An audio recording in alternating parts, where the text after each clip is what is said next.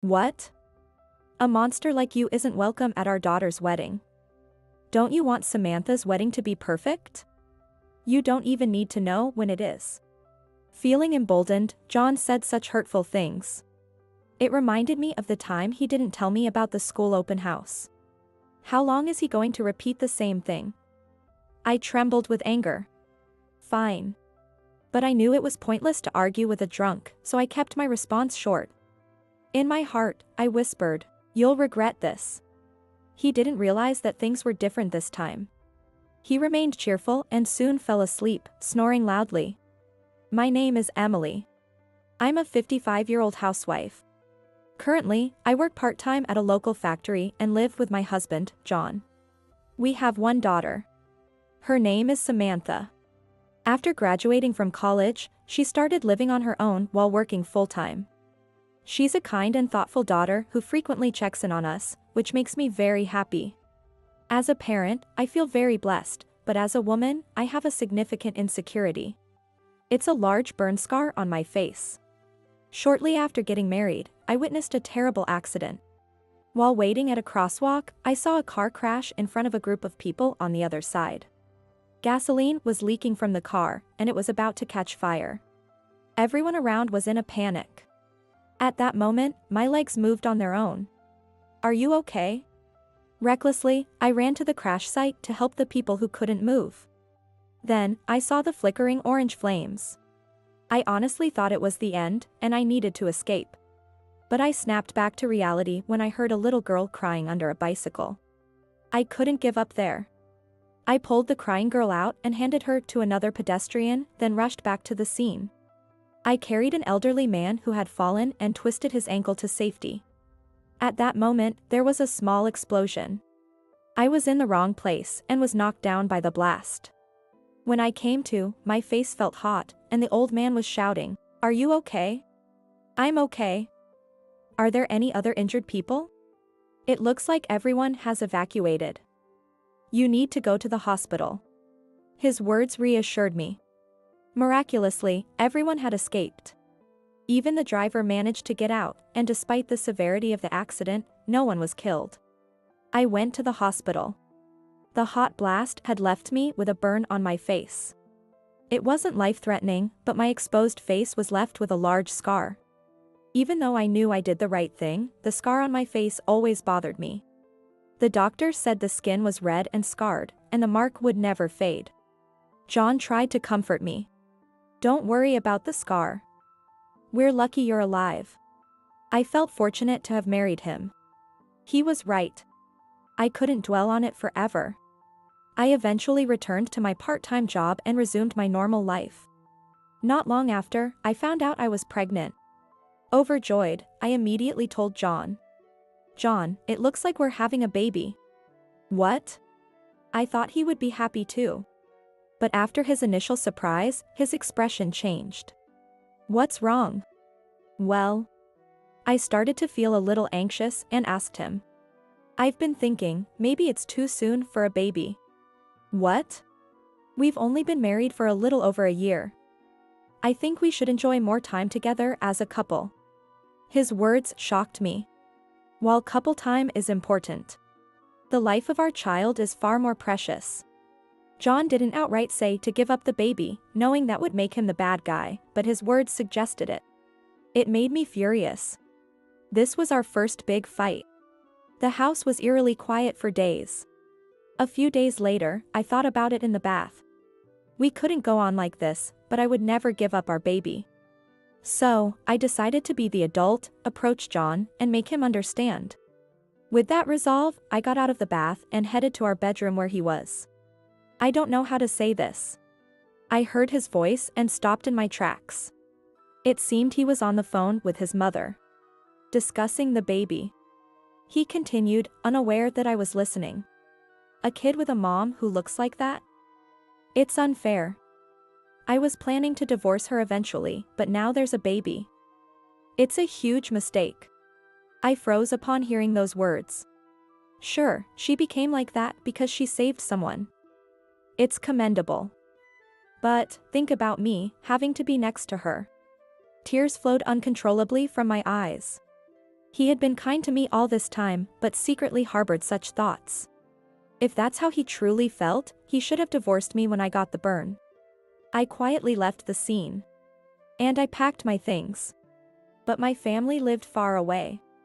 With nowhere to go, I sat in a park, pondering my next move. I decided to go home to my parents the next morning. I needed to find somewhere to stay for the night, but having just taken a bath and removed my makeup, I felt ashamed to be seen. Emily. I heard John's voice. He had realized I left and was looking for me. I tried to run, but he quickly caught up with me. Leaving the house at this hour? What are you thinking? John yelled at me. Come on, let's go home. He gently took my hand. I shook it off. What? You think I'm embarrassing, don't you? His eyes widened at my words. You think it's better not to have the baby because it's pitiful, right? If that's the case, why didn't you say so from the start? I cried out to him. He sighed heavily, clearly exasperated. Yes, but would you have accepted it if I said that? You always think only about yourself. Think about the baby and me for once. Our argument went in circles. I thought if I gave in, things would settle down, but I couldn't bring myself to give up on the baby. I even considered raising the child alone. However, when I brought up the possibility of divorce, John said, if we divorce, I'll take the child. Can you go to kindergarten or school with that face? His words shattered my confidence.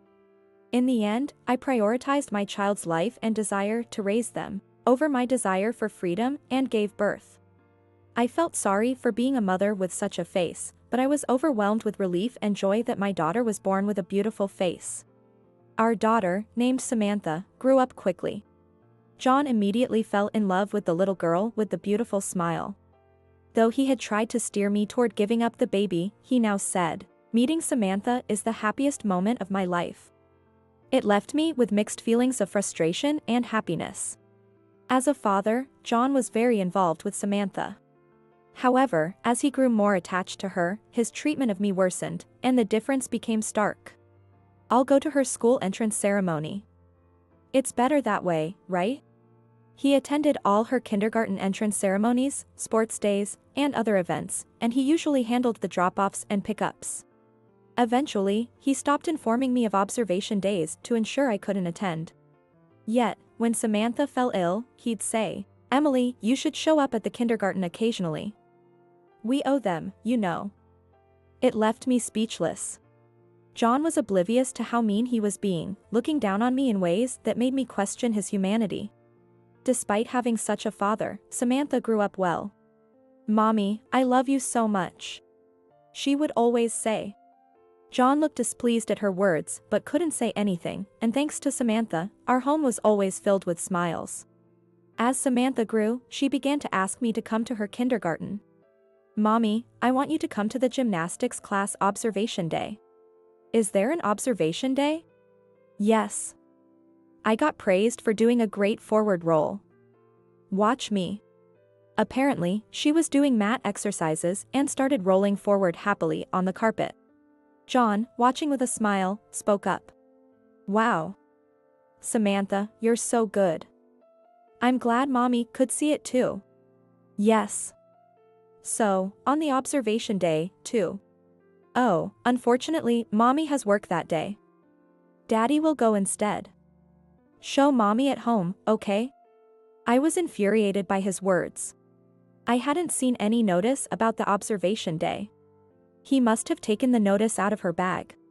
I didn't know the date or whether I had work. If Samantha wanted me to come, I could take time off, but he had already told her I couldn't come. It was too cruel. As expected, Samantha's face fell at his words. She had been so excited to show me her forward roll, and my heart ached. Don't make that face. Mommy wants to come, but she can't help it. She'll come next time. Okay. She replied reluctantly to his words. That night, after Samantha had gone to bed, I confronted John. I didn't know about the observation day. I could take the day off. It's unfair. Don't get mad. I didn't want you to feel pressured to go. Samantha wants me to come too. Fueled by anger, I lashed out at him. Tears started to flow. Samantha had never asked me to come before, probably out of consideration, but now she had. I desperately wanted to fulfill her wish. Calm down. I hate to say this, but what do you think her friends will say when they see your face? What if they get scared and start bullying her? That's... Saving someone's life and ruining your own family's life doesn't seem worth it, does it? He spat those words out before stopping his drink and leaving the living room. Left alone, I cried bitterly. For the first time, I regretted my involvement in that accident rescue. This kind of thing happened repeatedly. In elementary school, John attended all the parent-teacher days, and I was not allowed to go. The only event I could secretly attend was the sports day, where I could blend into the crowd without being recognized as Samantha's mother. My involvement in her school life was limited to that. When she became a middle schooler, her rebellious phase kicked in, and even John was told, "Don't come." So I couldn't fully support her school life. I resigned myself to thinking it was my fault. Dad always came, but you were never interested in me. Samantha eventually thought and started distancing herself from me. Feeling as if I had lost my only emotional support, I endured painful days. Despite everything, she grew up healthy, becoming a high school student, then a college student, and finally a working adult. Fortunately, her rebellious phase ended in high school, and now we are close again, like before. Now, Samantha is getting married. Her fiancé, Sean, is 5 years older and a wonderful man. They met through her high school friend, Kate, who is Sean's cousin and lived nearby, leading to their relationship. "My boyfriend wants to come over and introduce himself," Samantha said. John responded, "Of course, it's my duty to see what kind of man he is." His pompous attitude made us smile wryly. She also included me. "Mom, you'll be there too, right?" "Of course. I'm looking forward to meeting Sean." "What?" John interrupted our cheerful conversation. "You shouldn't be there. What if the engagement gets called off?" "What do you mean? Why would it be called off? If they find out your mother has such a scar, what do you think will happen?" He was always tough on me, but he was weak in front of Samantha. But he still didn't want me to meet her fiancé. "I don't think that will happen," she said, looking at me uncertainly. I wanted to meet Sean, but if I insisted, it might ruin the introduction. I had no intention of opposing the marriage, so it seemed best to stay out of the way. I told her, "All right. I'll stay out of it." "Mom." Her face fell, just like before. But I smiled at her, trying to convey that it was okay. The meeting went very well. John liked Sean, saying, "I'm glad he isn't a loser or a jerk," in his usual rude manner but clearly in a good mood. Sean's parents also joined, and they all had drinks together. He was delighted and remained in high spirits the entire time. Her parents are perfect, and they seem to like me. Now Samantha won't be mistreated after she gets married. It would have been tough if she were the child of embarrassing, disgraceful parents. His words implied that it was good I didn't meet them, which made me feel utterly uncomfortable. Moreover, he even discussed the wedding plans with them. I thought it was just a greeting, but we ended up having a perfect meeting and even talked about the wedding. "Oh, really? When is it?" "What? A monster like you isn't welcome at our daughter's wedding. Don't you want her wedding to be perfect? You don't even need to know when it is." Feeling emboldened, John said such hurtful things. It reminded me of the time he didn't tell me about the school open house. How long is he going to repeat the same thing? I trembled with anger.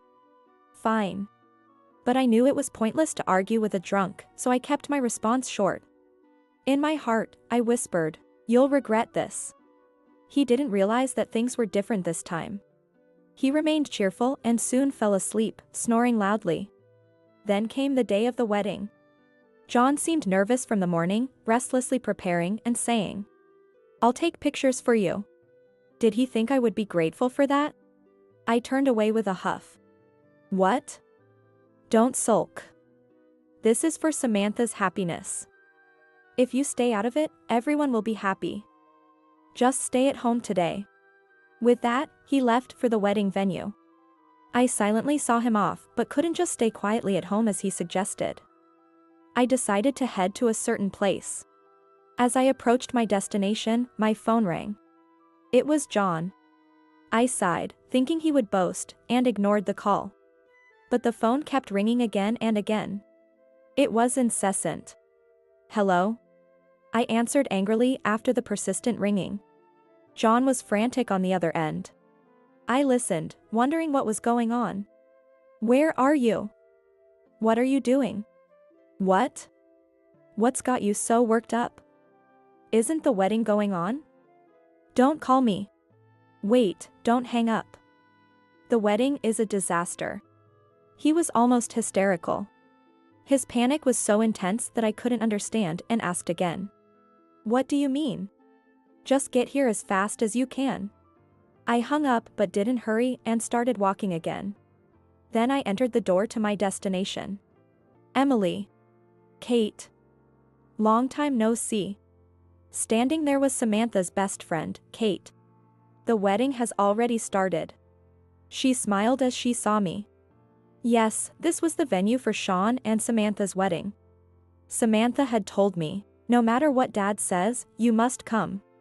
She even said that if I didn't show up, her friend Kate would come to get me. So, I had decided to come today no matter what John said. He might be embarrassed to see me, but I didn't care anymore. If he said anything, I was ready to snap back. With that resolve, I arrived at the venue and peeked into the hall with Kate. But what I saw inside shocked me. There, under the spotlight, was John. "What's going on?" I asked Kate, who smiled and pointed at Samantha.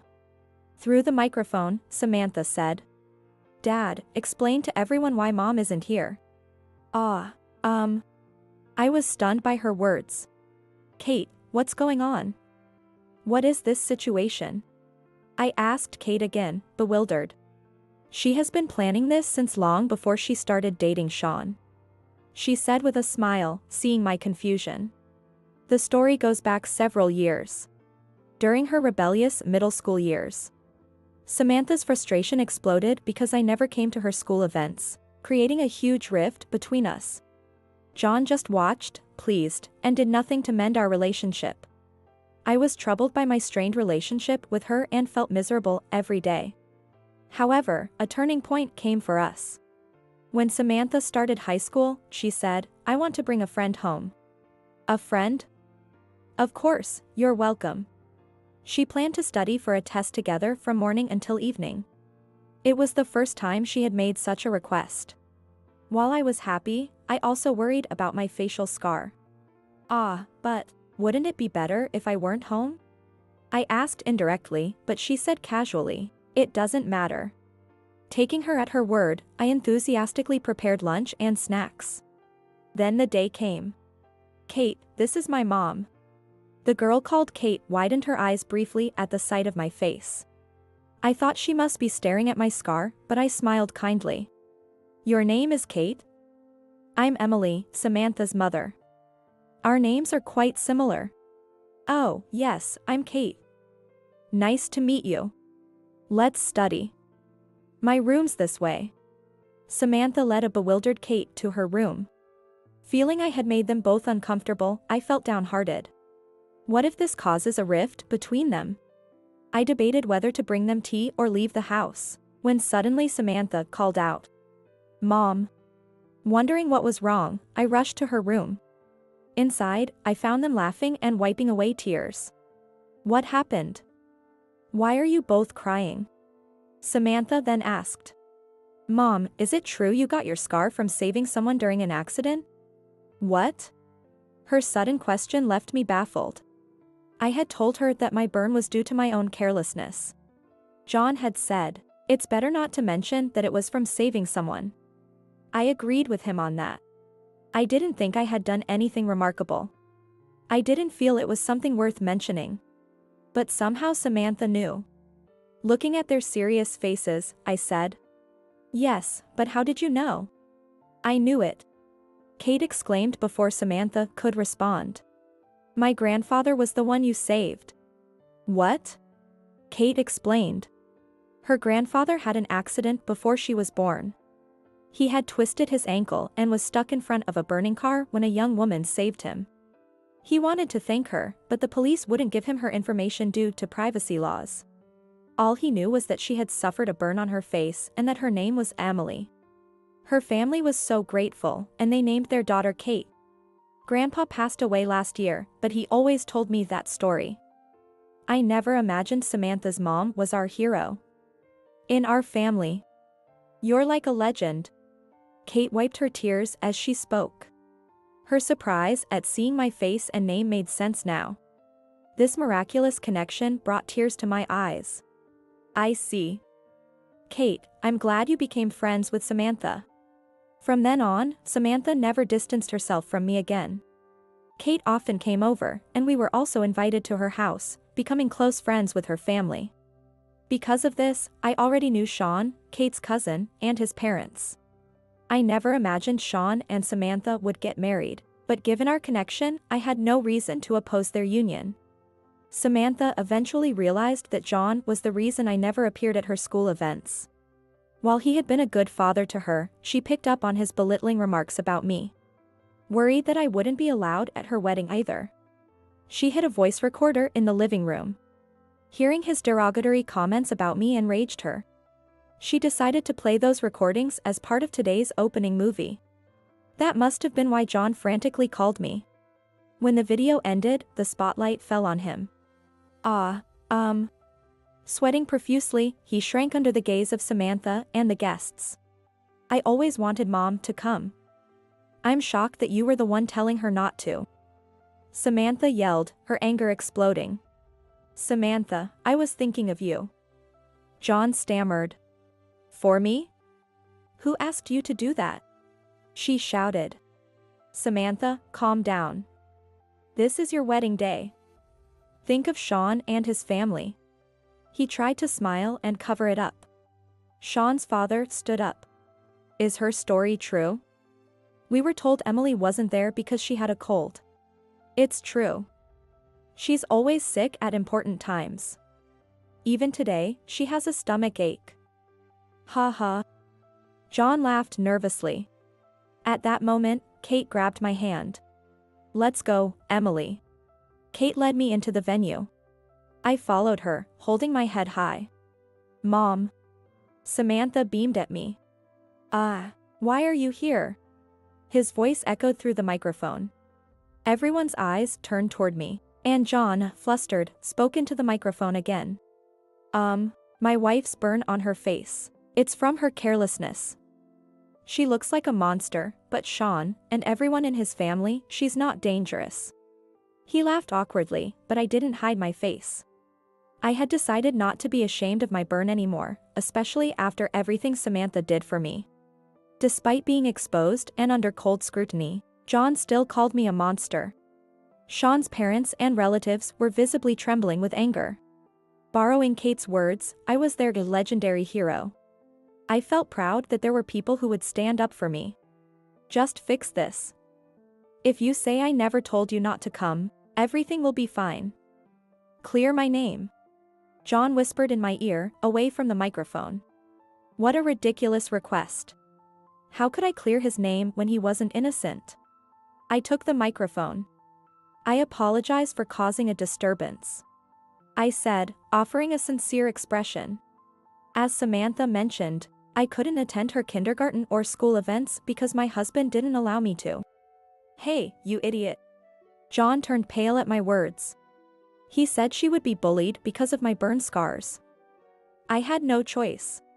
Mom. Samantha said softly.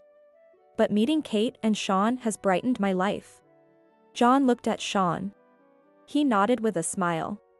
My scars are from saving people in an accident. The large scar left me with regrets. But knowing that one of the people I saved was Kate's and Sean's grandfather made me feel I did the right thing. John's eyes widened. My husband said I was foolish, that I threw away our family's life by saving others. But I know I wasn't wrong. I am deeply grateful to Samantha, Sean, Kate, and their families for accepting me despite my scars. Please Please take care of Samantha from now on." I gave a heartfelt thanks. Applause erupted from the audience. I apologized again for the trouble caused and left the spotlight as the host skillfully resumed the wedding. "Emily, please don't leave." Sean's father stopped me. Thanks to him, I was able to witness Samantha's precious moment. "People without hearts, like you, should leave," Samantha said. "Samantha, I can't consider you my father anymore." She dismissed John as she left to change her dress. He, shocked by his beloved daughter's words, sat on a bench outside the venue, crying. I approached him.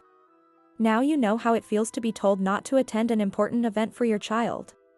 I hoped he would reflect on his actions, but his response was far from what I expected. "This is a wedding. You can't compare it to school events," he said, almost angrily. It was like he was venting his frustration. I realized he hadn't learned anything. Who told me not to come to this wedding? And the kindergarten entrance and graduation ceremonies, school entry and graduation ceremonies. All of them were once-in-a-lifetime important events. John fell silent at my outburst. What I should regret was quietly obeying him all these years. I will never forget today's wedding, which made me realize that. I returned to the venue alone and was able to watch the rest of the ceremony. It was a wonderful ceremony. Samantha couldn't stop crying with emotion, and every time she looked at me from the head table, she smiled warmly. It reminded me of when she was a little girl, always looking to make sure I was there. "Mom, I'm so glad you're here," she told me at the end of the ceremony, and I cried again. I must have caused her so much loneliness. Regret washed over me, but I decided not to dwell on the past. From now on, I'll be there for all your important moments. I promised. After the ceremony, John's parents and relatives, who had been unaware of his misdeeds, rushed to apologize to me. My parents were furious. Especially my father, who told me, "If you ever want to divorce him, you can always come home." Even at my age, relying on my parents touched me deeply. Had I sought their advice earlier, things might have turned out differently, but I realized this was the best and happiest present I could create. The story didn't end there. One of Sean's friends who attended the wedding worked at the same company as John, and the news spread quickly. John, who pretended to be a family man but treated his wife like a monster, was now the subject of office gossip. He had lost his place in the company, no longer boasting in the cafeteria, but eating lunch alone in a corner. Sean's friend reported this to me through him. I hope he now understands a little of what it feels like to be alone. I added when I responded, ensuring no one spoke to John. I felt a sense of vindication. After preparing myself, I told John I wanted a divorce. "A divorce? That's too drastic," he protested. "You planned to divorce me when I got the burn, right? I'm just making it easier for you." That was... He stammered. He refused the divorce. He was already isolated at work, abandoned by relatives and our daughter, and the thought of losing me as well likely made him anxious. But I had no intention of staying under his control any longer. "The best thing you can do for me now is to let me go and be happy. Besides, if you stay, Samantha might face more cruelty. Cut ties with both of us." His shoulders slumped in defeat. "Fine, I'll stay away from Samantha, but please reconsider the divorce," he pleaded with tear-filled eyes, but I was resolute. "Samantha invited me to live with her. I'll be moving out tomorrow." Leaving a begging John, I slammed down the signed divorce papers. He ended up alone. Even our neighbors kept their distance from him. Samantha told me she saw him slumped over, buying a pre-made meal at the grocery store. "He used to let you handle all the unpleasant and hard tasks, taking credit for the good parts.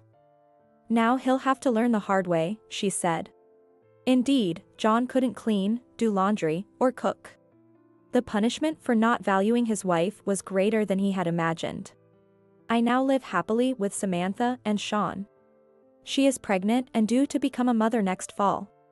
"My goal is to be a mom like you," she said lovingly, caressing her belly. "When the baby is born, let's go to the kindergarten entrance ceremony, the graduation ceremony, the sports day, and the recitals together." She invited me warmly. I nodded repeatedly, trying to hold back my tears. We can't change the past, but there's so much happiness waiting in the future. I realized that more deeply than ever.